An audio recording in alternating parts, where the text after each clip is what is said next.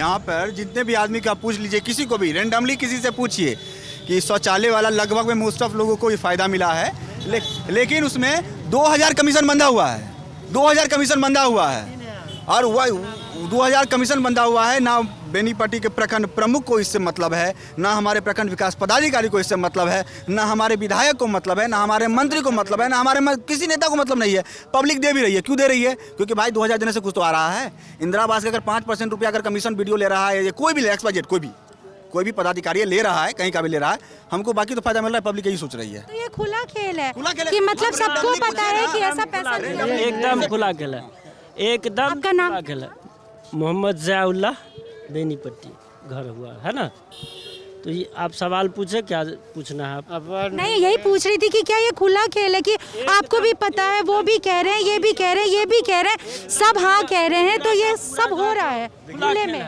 चाहे वो ward member हो, वार्ड सचिव हो, है ना, उसके बाद आपको मुखिया हो, है ना, उसके बाद आपको समिति हो, प्रमुख हो, जितने भी हो, किसी का नाम लेके नहीं कर। बिना पैसा है कोई भी काम नहीं करता, काम नहीं होती। बिना पैसा है कोई भी काम नहीं, बिना घूस का कोई काम ही नहीं यहाँ होता है। किस आपने कभी रिश्वत दी है? कभी आपको रिश्वत देनी पड़ी है? ना, हम लोग नहीं दिए हैं। आप में से किसी को ईमानदारी से बताइए, क्या रिश्वत देनी पड़ी है अपना कोई काम करवाने के लिए? आज से 3 मास पहले जो है एक फॉर्म भरने के लिए बच्ची का, हम अपने बच्ची का जो है आवासीय निकालने के लिए गए थे, तो उसमें तत्काल वाला जो होता है उसमें हम भर करके दिए, बोला 21 दिन के अंदर में आपको मिल जाएगा। 4 रोज हम दौड़े, 5वां रोज 50 रुपया दिए ना, बस उसी में काम हो गया। वार्ड मेंबर होते हुए वार्ड मेंबर हम नहीं है बाबू, ठीक है। कुल मिलाकर फैक्ट यही है कि 50 रुपया देना पड़ा, काम हो गया। अरस्तु ने कहा था कि लोकतंत्र मूर्खों का शासन है,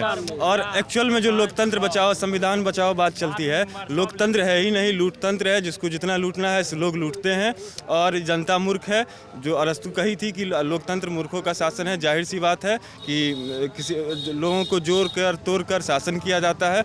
अंग्रेज शासन किया हमारे ऊपर 200 साल तक, तो फूट डालो राज करो, वही फूट डालो राज करो आज के डेट में भी है। जात के आधार पर समाज को बांटकर, धर्म के आधार पर समाज को बांटकर, चाहे किसी भी दल के लोग हों।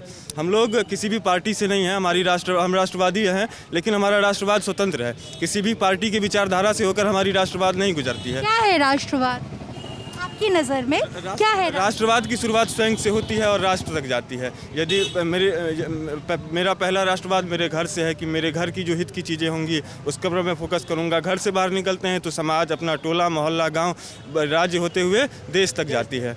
ये मूल राष्ट्रवाद है। लेकिन हम लोगों के खासकर मेरे निजी तौर के राष्ट्रवाद में कहीं पार्टीवाद नहीं आती है।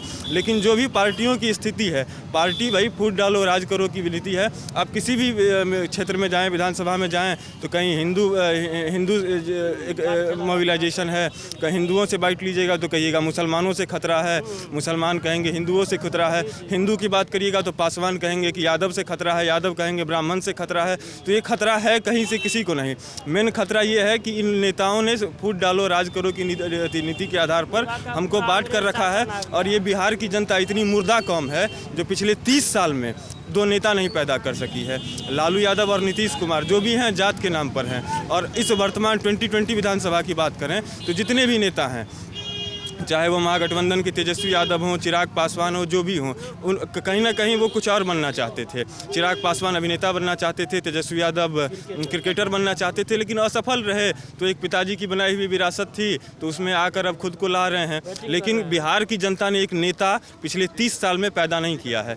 तो जो नेता पैदा हुए थे लालू यादव, नीतीश कुमार, वही चल रहे हैं। और वो नेता पैदा हुए थे जात के आधार पर।